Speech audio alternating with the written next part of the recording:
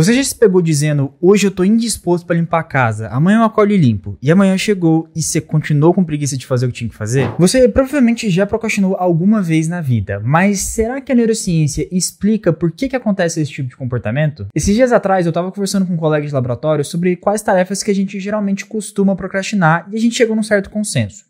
Todo mundo já procrastinou alguma vez na vida. Seja adiando a tarefa de lavar louça, ou às vezes adiando a tarefa de limpar a casa, ou até mesmo adiando alguma tarefa muito importante do trabalho porque a pessoa entende aquilo como muito chato de se fazer ou que vai demorar muito tempo. Mas não é só a gente que faz isso não. Alguns dados mais recentes mostram que o comportamento de procrastinar pode afetar cerca de 70% dos estudantes e 20% de todos os adultos, tendo impacto direto na economia e saúde global. É importante eu definir aqui o que de fato é procrastinar, porque muitas pessoas têm a falsa concepção de que procrastinar é deixar de fazer uma tarefa. Na verdade, a definição mais correta de procrastinar seria o comportamento de ativamente adiar uma tarefa, mas não deixar de fazer ela, mesmo sabendo que você pode incorrer em riscos de sofrer punições ou até mesmo prejuízos específicos em contextos como o seu trabalho, sua escola ou coisa do tipo. Por exemplo, quando eu chego em casa de noite cansado do trabalho e olho pra louça pedindo pra ser lavada e digo que amanhã faço isso,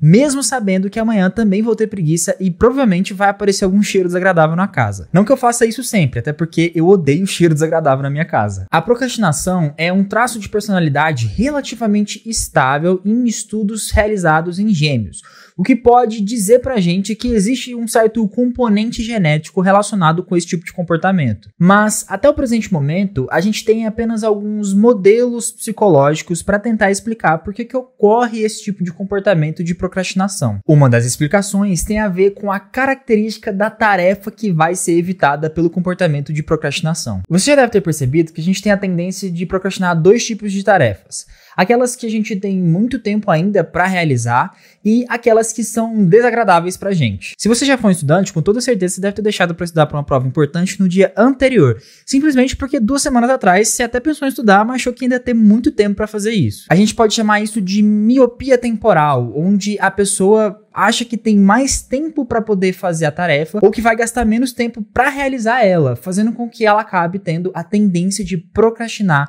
a realização dessa tarefa. Além disso, como o exemplo que eu dei anteriormente, onde eu procrastino a lavagem de louça, a gente tem a tendência de procrastinar aquelas tarefas que são aversivas pra gente. Todo mundo aqui sabe que lavar louça é um saco, então o nosso comportamento geralmente gira em torno de procrastinar essa tarefa porque ela traz consigo emoções negativas, seja porque é tedioso ou até mesmo, em alguns casos, porque é um pouquinho nojento, né? Aquela comida molhada e tudo mais. Isso é interessante porque vai de acordo com os principais modelos neurobiológicos e psicológicos para explicar o surgimento dos comportamentos de procrastinação. Mas antes de eu falar sobre isso, que tal você parar de procrastinar e deixar o seu like aqui embaixo para poder ajudar o canal a crescer e continuar divulgando ciência de boa qualidade? Bem, existe uma hipótese para explicar esse comportamento que a gente chama de hipótese de escape ou esquiva cognitiva, que basicamente diz pra gente que o comportamento de procrastinação tem relação com o ato da atividade do sistema de controle cognitivo e do sistema de controle afetivo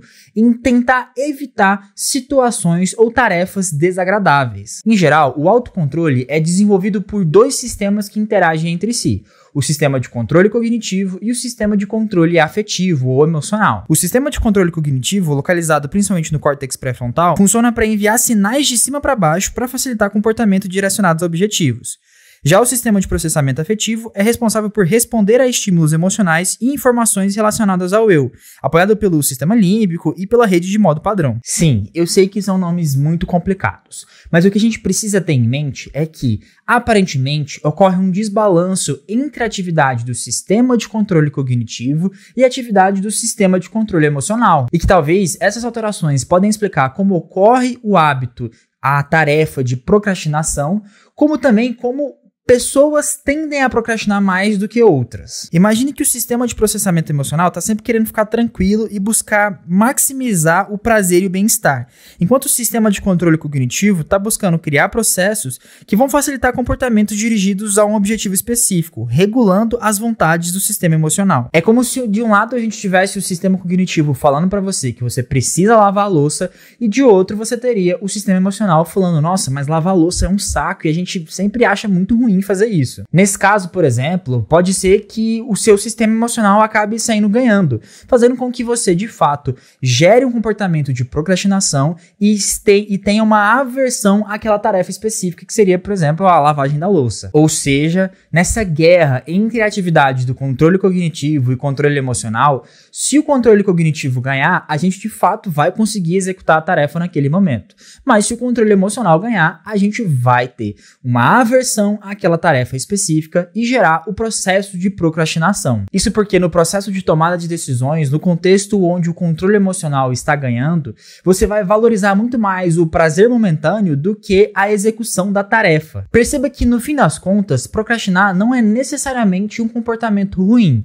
É claro que se você tem várias e várias tarefas e acaba procrastinando bastante, você vai ter prejuízos na sua vida profissional e às vezes até mesmo na sua vida pessoal. Inclusive, já sabemos que altos níveis de procrastinação estão relacionados com uma diminuição da qualidade de vida e também uma diminuição dos índices de saúde mental, incorrendo em maiores chances de desenvolvimento de transtornos psiquiátricos, principalmente a ansiedade e a depressão. Existem algumas formas que a gente pode lidar com a procrastinação, mas esse vai ser um assunto para um próximo vídeo que eu vou fazer caso você comente aqui embaixo. E você, o que geralmente você procrastina no dia a dia? Se você quiser entender melhor o funcionamento do cérebro, eu recomendo você conhecer o meu curso Descomplicando a Neurociência. Mais informações vão estar na descrição e no comentário fixado aqui embaixo.